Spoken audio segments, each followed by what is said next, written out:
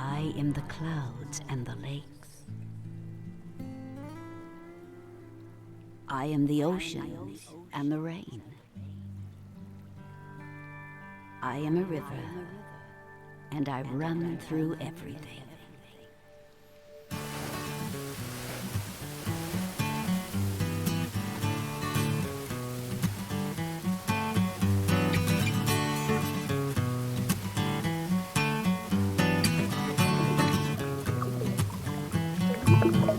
When I step into the light, my arms are open wide.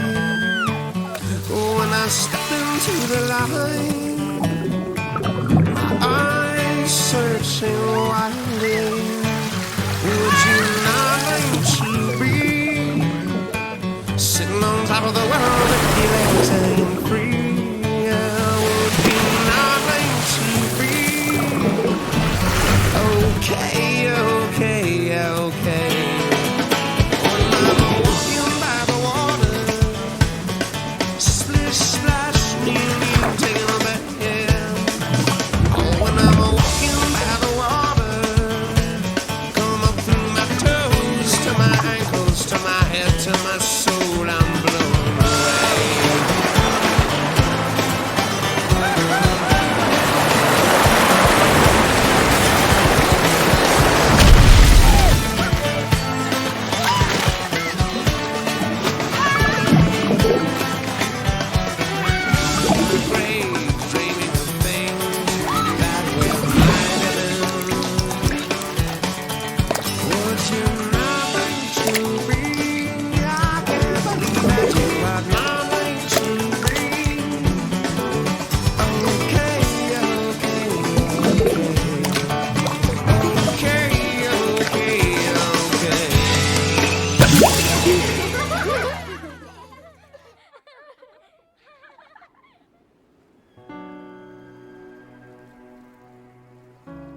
Of all the water on this ocean planet, only a little bit resides in rivers, glaciers, and lakes.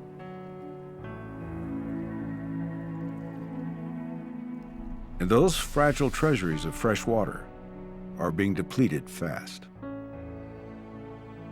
In Africa, Lake Chad has been beset by drought and a fast-growing population.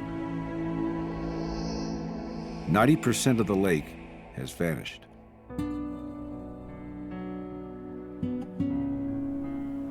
Beneath the American heartland lies a massive underground lake. We're pumping it so fast that farms will lose this water source in just 25 years. The glaciers, so crucial to Europe's water supply, are melting fast. Global warming has already reduced their volume by half.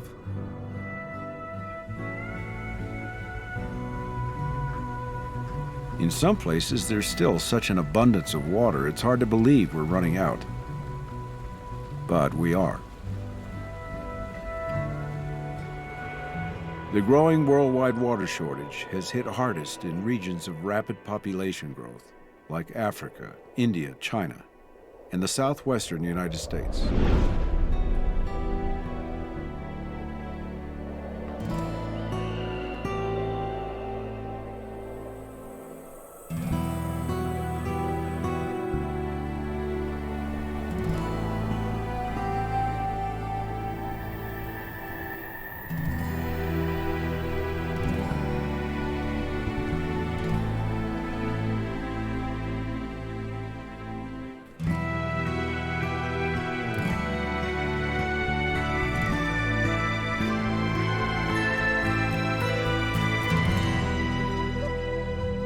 A 1,000 years ago, the Anasazi people built an astonishing civilization here at Chaco Canyon. To farm this desert, the Anasazi taught themselves to store and channel water. But it was only when I got here I saw this stonework that just blew me away. That's why I like to touch the things I write about. Author and anthropologist Wade Davis is writing a book about one of the most threatened rivers in the world, the Colorado.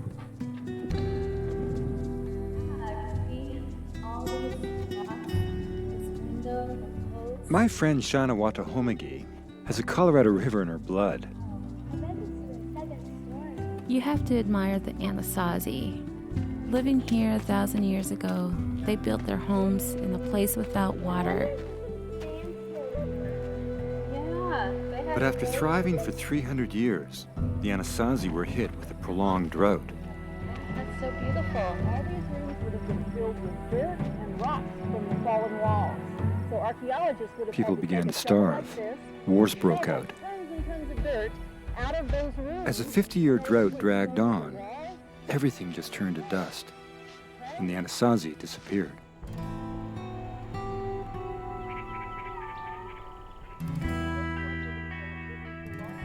Chaco Canyon stands as a haunting reminder for desert cities that depend on the Colorado River.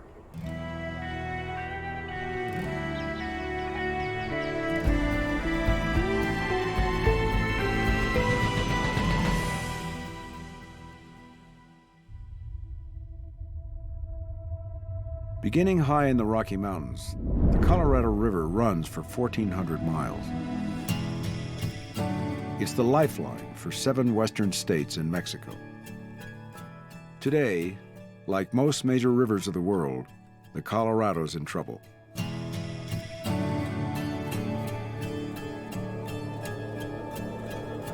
"75% of the river's water comes from the snowpack in the Rocky Mountains.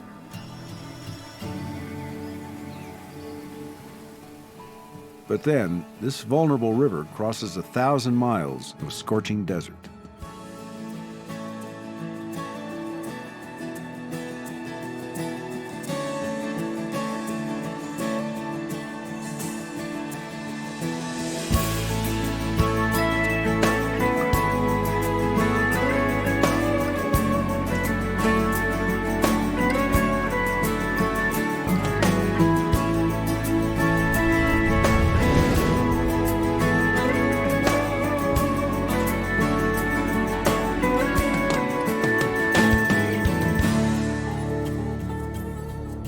At the entrance to the Grand Canyon, the Colorado is dammed, forming a huge reservoir, Lake Powell.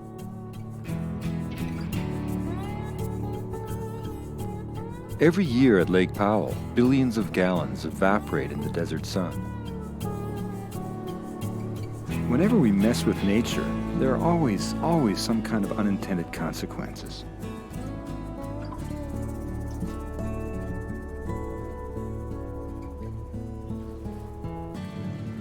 Glen Canyon Dam provides clean, cheap electricity. But when we built it in the early 60s, we changed the river's ecology. Environmental groups are weighing the pros and cons of removing the dam altogether. The controversial decision to build the dam was based on rainfall projections that had proved drastically wrong. Throughout the Southwest, rainfall has been declining for about a century.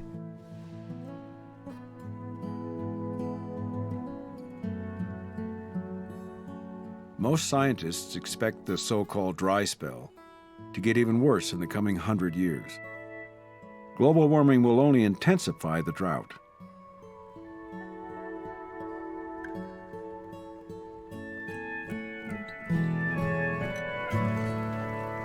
This long drought in the American Southwest is going to be a huge challenge for the next generation, including my daughter, Tara. There's a trail over here. I think it's going to be something that's going to affect people my age tremendously.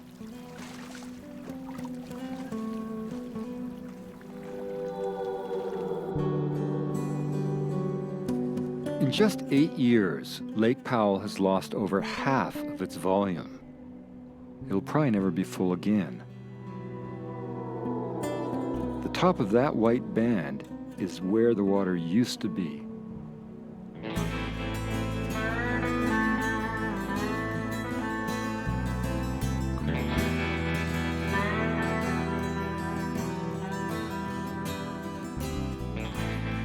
It's not just drought. The reservoir is being drained also by increased water consumption. Still, it was hard to imagine the unthinkable. The Colorado River gone dry. But when I saw Lake Powell half empty, it gave a whole new sense of urgency to this trip we were about to set out on.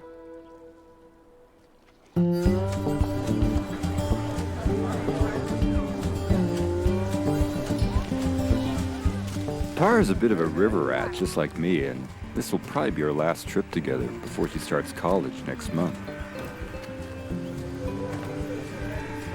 When I was a kid,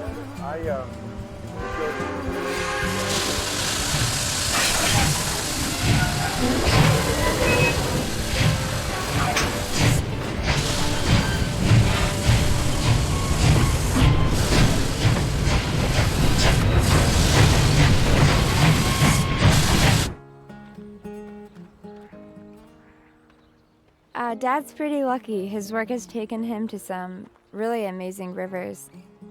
I go along every chance I get. got that nice perspective coming down, the river coming down from the... Let's give this a go. This is great. The main character of my book is going to be the Colorado River. I hope what I learn about the Colorado is going to shed light on similar problems throughout the world.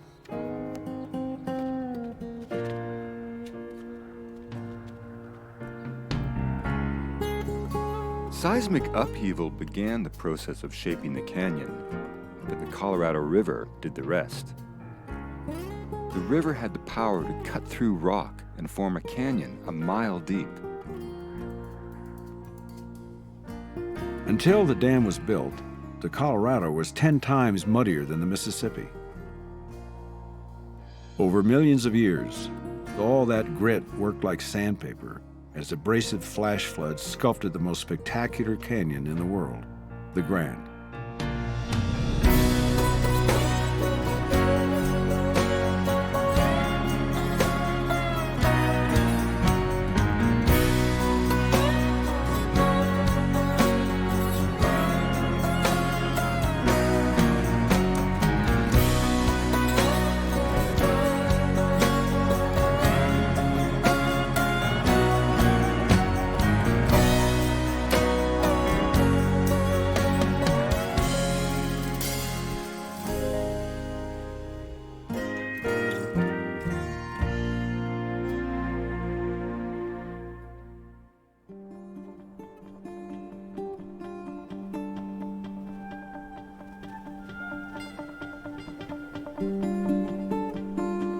Once you set off in a raft down the Grand Canyon, it's 250 miles. There's only one chance to hike out. Shanna's a park ranger, and she's also the only Native American river guide in the canyon. Open up my hatch and get my hammer and start. In the middle of the rapid? Yeah. My daughter, Cree, can't wait until she's old enough to come along. She is looking forward to it. As they say. Yeah, it can be, but it's also been I love being on the river and sharing it with my I've friends. swam lava twice. You come out being more of a beautiful person. Hi, Reagan. That'll be great. Thank you. It's a little strange how the continent's muddiest river suddenly turns crystal clear here, just below the Glen Canyon Dam. Don't go too far. All the silt is trapped upstream in Lake Powell. Take that one too. Sure, bring it on down. Thank you much. Summer thunderstorms bring flash floods racing down the canyons and into the river.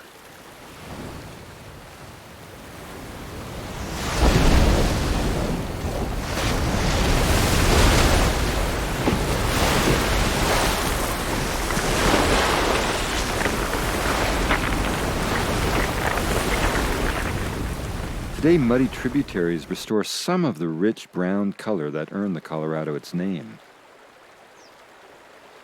But this river is a far cry from its natural state.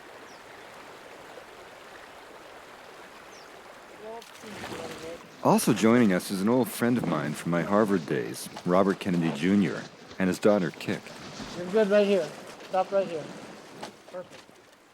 Bobby began the River Conservation Group, Waterkeeper Alliance. My dad's devoted his life to rivers. He is best known for saving the Hudson, but he's actually traveled all around the world helping bring rivers back to health.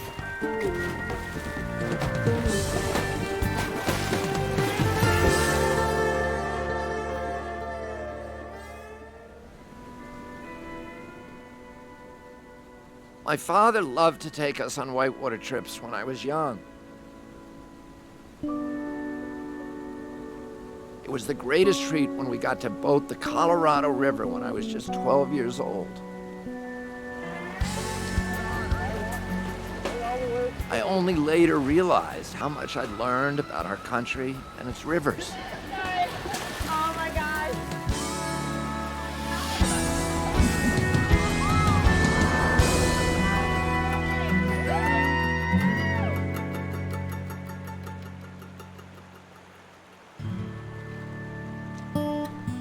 It's hard to believe a river I can throw a stone across can quench the thirst of 30 million people.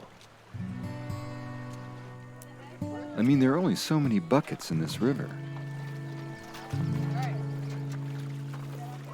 At home, we drink water from a tap. But here, we touch the water at the source. We need that touch.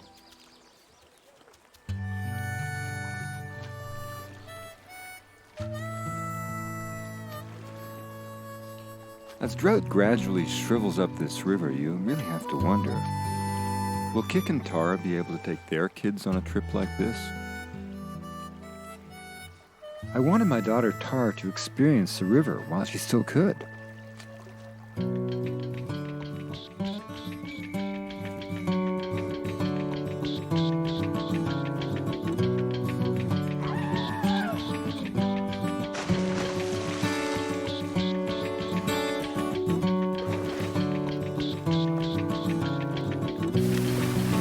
Summer comes, the river swims at midnight, shiver cold.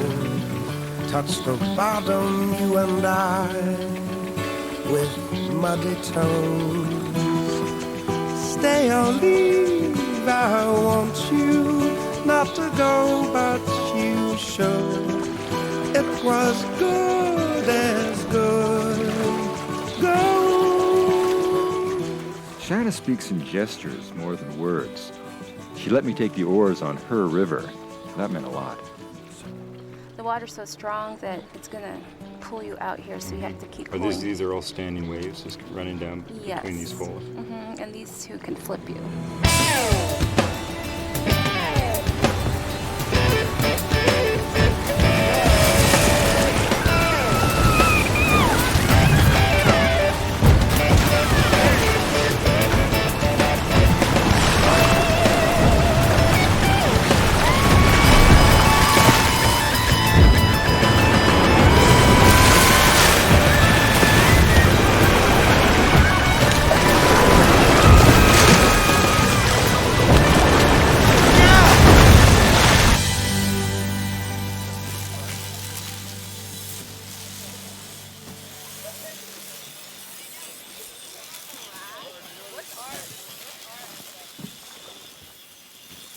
Like the first men to go down this river, we found these rapids tough on our boats. Hey, Dad, I got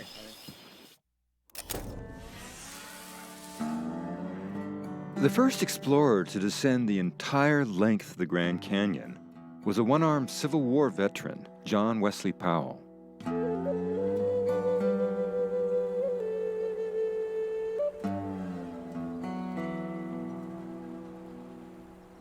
In this remote canyon, you can almost conjure up Powell's expedition. I mean, think about it. These guys lost 2 boats and nearly all of their supplies.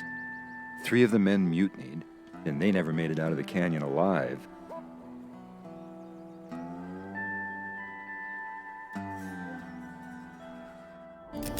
Starting far upstream in 1869, Powell and his team took 99 days to cover 1,000 miles. He did what no one else had even dared to try.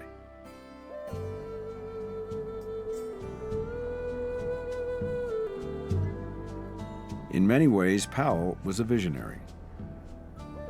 He warned against bleeding the river dry to build thirsty cities in this desert. Powell later returned to make detailed maps and to photograph the entire Grand Canyon in 3D. Saddle Canyon, we passed that. I asked Regan, our head guide, to pinpoint the locations where those old photos were taken. That's at Bass, just above the rapid on the right. But this is one I can't figure out. Like, where the heck This is is from that? the mouth of the Little Colorado, looking upstream.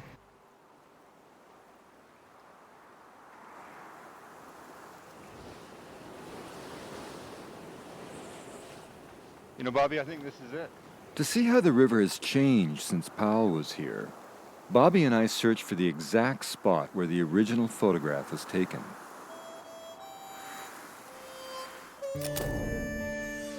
These 3D images, taken just 30 years after the invention of photography, must have seemed as alien and awe-inspiring as the first video images taken on the moon. We could see that the sandbar on the opposite shore had disappeared. The dam upstream had drastically altered the river and its banks.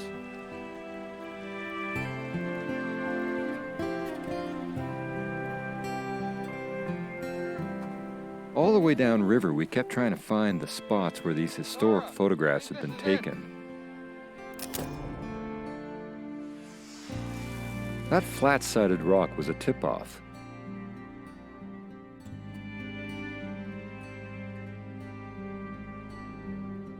The tamarisk tree, brought in from Asia, has run wild in the canyon, crowding out the native plants.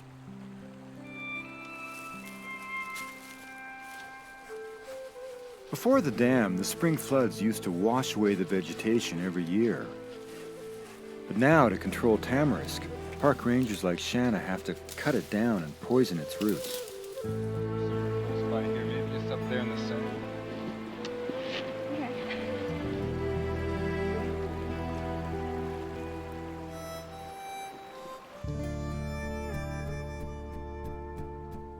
This river, because of short-sighted engineering solutions, is very different than the river my father showed me 40 years ago. We had beaches that were vast at that time. There were many different kinds of animals in this river. There were otters and there were muskrats, which are gone today. The water released today from the dam is about 20 degrees colder than the natural river once was. The warm water fish native to the Colorado struggle to survive. Sex is undetermined. Let's check for a tag. Damaging the habitat affects all species in the canyon. That's 3 Delta 9. The Gila monster thrives in this arid land because of its unique ability to store water. Oh, wow, look at it. Dad's so excited to see the Gila monsters here. And rattlesnakes. It blends in perfectly with the desert. They're not dangerous if you don't... You know, biodiversity isn't just a luxury. We need other species for our own survival. The Anasazi left reminders of the animals that once roamed these riverbanks. but many have vanished along with their habitat. This is not the same river Bobby came down 40 years ago. When I was a kid, there was none of this vegetation here, and the sandbars were huge, where the Indians grew their crops long ago. Now, with smaller sandbars and more vegetation on the beaches, we can't grow vegetables here anymore, like our ancestors did. Not at the river, just at the creek. Went up at the creek there? Yes. Spend time jumping into the creek and playing games. All summer long, or most come down in the summertime? Yes. And, After harvest, the Anasazi carried their grain way up here and stored it in this cave.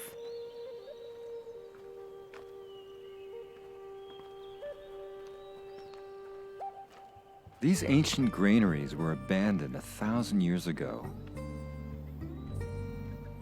They still remind us of the people who once farmed these riverbanks until their way of life was devastated by drought.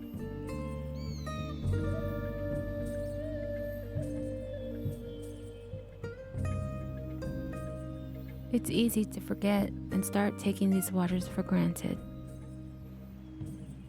But the river reminds me not to, especially here, in this empty place where the Anasazi's dream ran dry.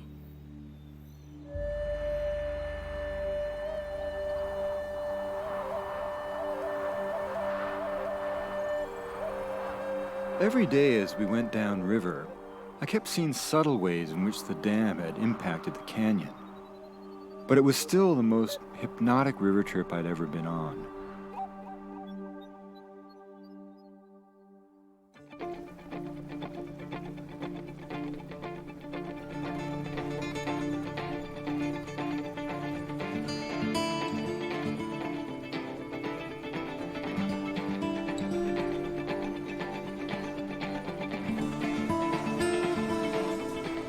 For a mile upstream, you can begin to feel the river accelerate, and you know you're approaching a big rapid. Can you imagine Powell's terror? I mean, there he was trapped in this slot canyon, no way out, and no idea whatsoever how violent the rapids up ahead might be.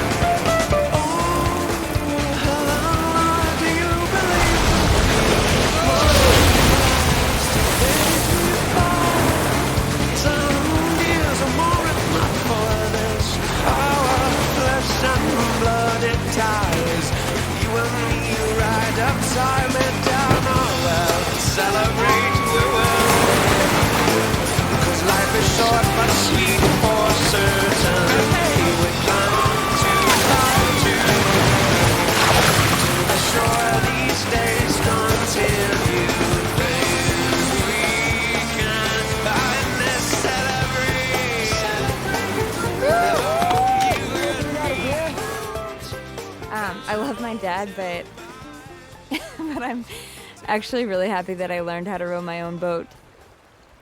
I think you'd have to be either a fool or a liar to pretend that this river can't be scary, especially when you're watching your daughter challenge it in a kayak.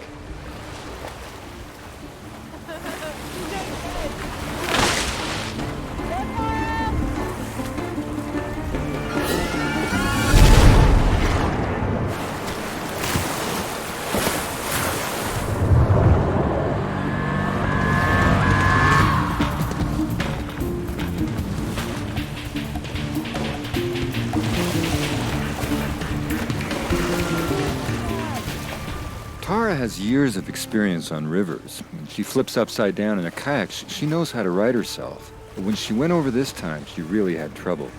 It comes out of nowhere, and then it's really disorienting when you're under the water, and then at the end you're like, I can't believe I just did that. And it's just really good.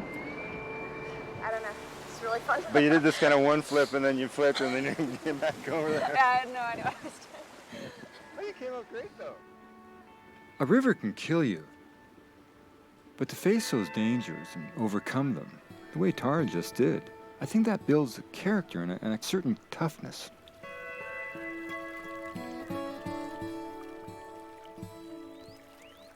For 10,000 generations, we struggled with nature for our survival. It used to create them upriver. Many of our values emerged from that struggle.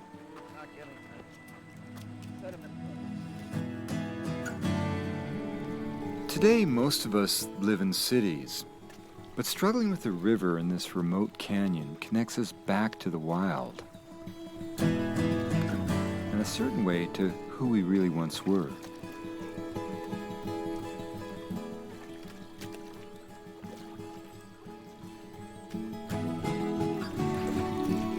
Rivers can heal our spirits. Sometimes we have to fight for them.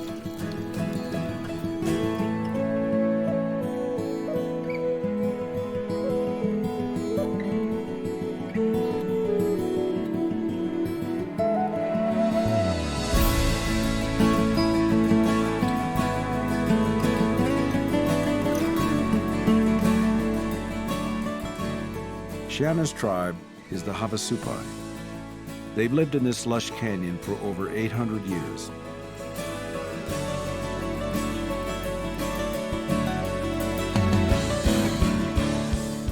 At one point, this tributary was very nearly destroyed. Just before I was born, politicians decided to build a dam here. It was going to flood our canyon under 200 feet of water. But the tribal elders fought the dam and won. They saved their homeland and a big stretch of the Colorado River.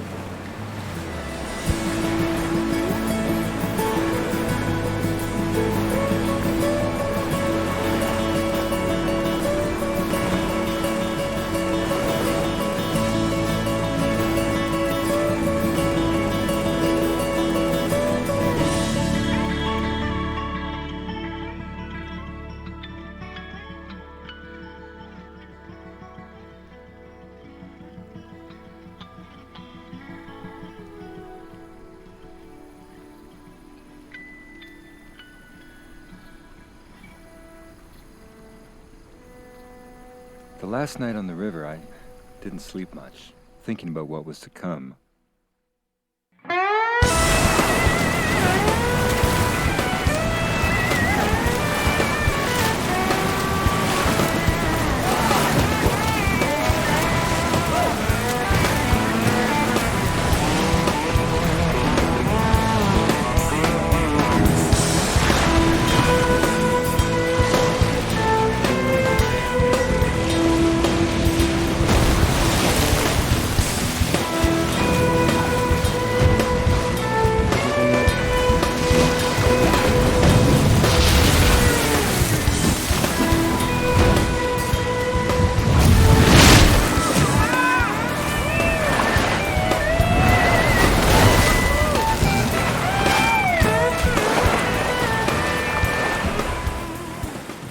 So how should Wade do, you think? He'll have a wild ride. Of course you're nervous before you do something you've never done before, but that's all the more reason to do it. I took the last raft through lava. All I wanted to do was find the right line and not flip.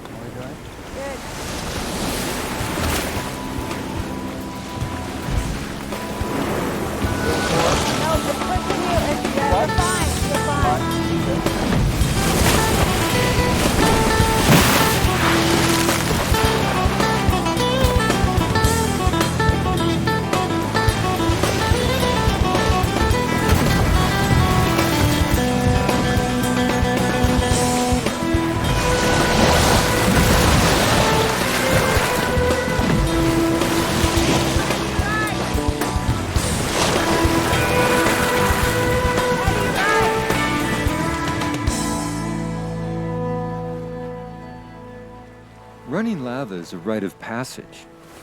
When you finally emerge, you're so connected to the river. It's like you're part of it. Shanna is quietly shaping my own thoughts about my book. She's agreed to join me after this river trip to explore other parts of the Colorado. I walk halfway around the world just to sit down by your side. And I would do most anything, girl, to be the apple of your eye. Troubles, they may come and go, but good times, they're the gold. If the road gets rocky, girl, just steady as we go.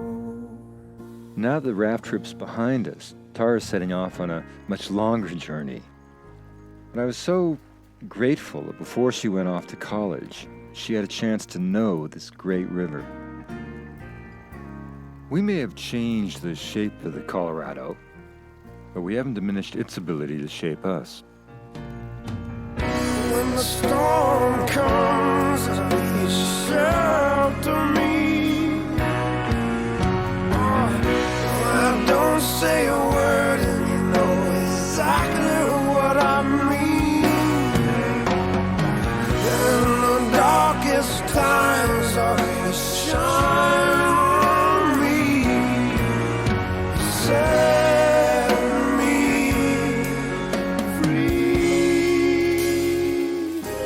Keep me steady as we go. So if your heart rings dry, my love, I will fill your cup. And if your load gets heavy, girl, I will lift you up. But troubles, they may come and go, but good times be the gold. So if the road gets rocky, girl, just steady as we go.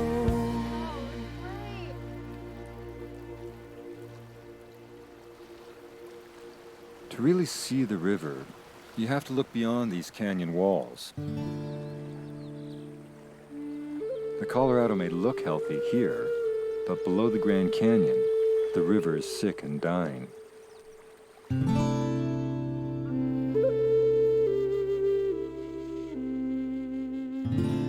Just 10 miles downriver, Lake Mead is drying up, just like Lake Powell.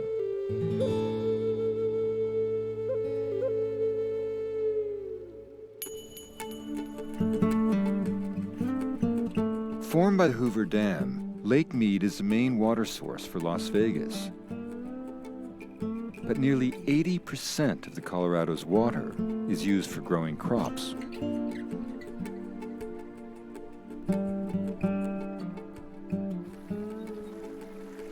Farmers pay almost nothing for water, so they have no incentive to conserve. Flood irrigation is incredibly primitive. It's what the Anasazi used 1,000 years ago.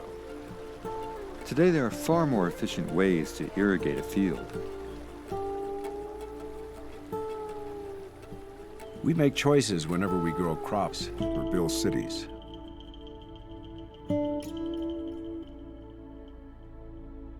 Exploiting the Colorado has made cheap land valuable.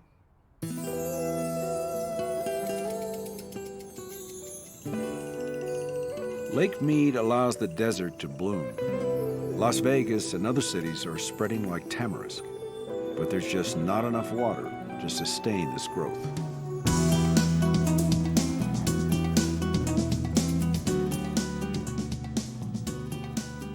Las Vegas is starting to conserve, but on a per capita basis, few cities use so much water. Mother, Father, please explain to me how this rare world's come to be. A place so full of color yet overflowing, always in black and white, drowning in the waters of ours. Mother, Father, please explain to me how this world has come to be. our indulgence comes back to haunt us hundreds of miles downriver near Mexico.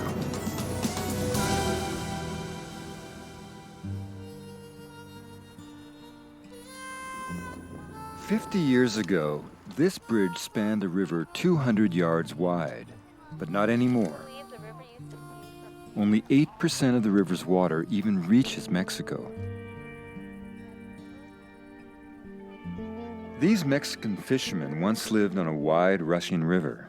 Now it's a stagnant, shallow channel without fish. Many families have been forced to move away.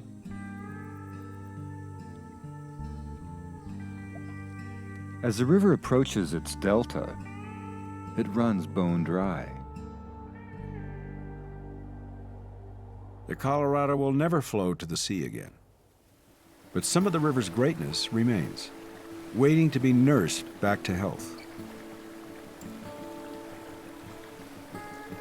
Just as Shanna's people protected their beloved canyon home, we can heal the Colorado if we have the will. This river gives us so much. A trip like this inspires you to give something back.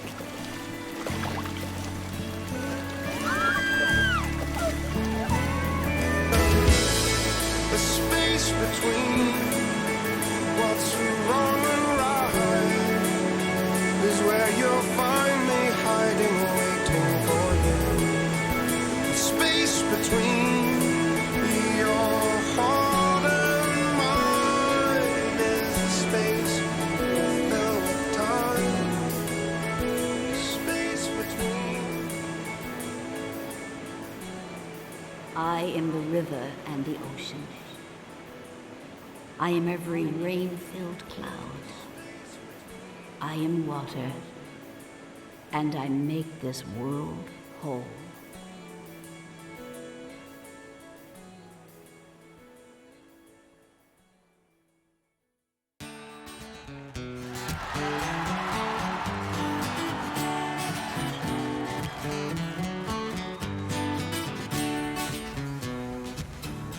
We're all in this together. We could grow more food with less water by using efficient methods like drip irrigation. Farmers should conserve when they grow crops, and we've got to learn how to save water at home. If we use a low-flow shower head, then we can save up to 5,000 gallons of water a year. Does it work? Yeah, it really can make a difference.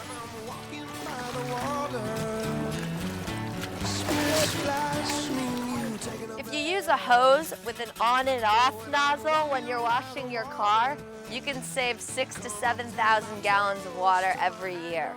A quarter of household water goes down the toilet. An efficient toilet like this one here can save up to 12,000 gallons a year. It's very cool and it saves water. Use a broom instead of a hose to clean your driveway. Homeowners can replace their thirsty lawns with native adapted plants like these. And you can use smart controls on your sprinklers so you don't overwater.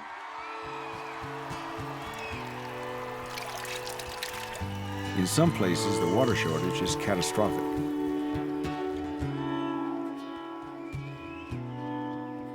Every year in Africa alone, over 1 million children die from the lack of safe drinking water. Yet even here, there are solutions. A 9-year-old boy raised the money to build over 250 wells in African villages, which had never had clean water before. The solution to every big problem starts with one determined person. Water conservation takes commitment and political will. We've got to make sure the water we save actually stays in the river. For more information, visit our website. It's updated frequently with new ideas and solutions. Check back often. Get involved. Right, Cree? Right.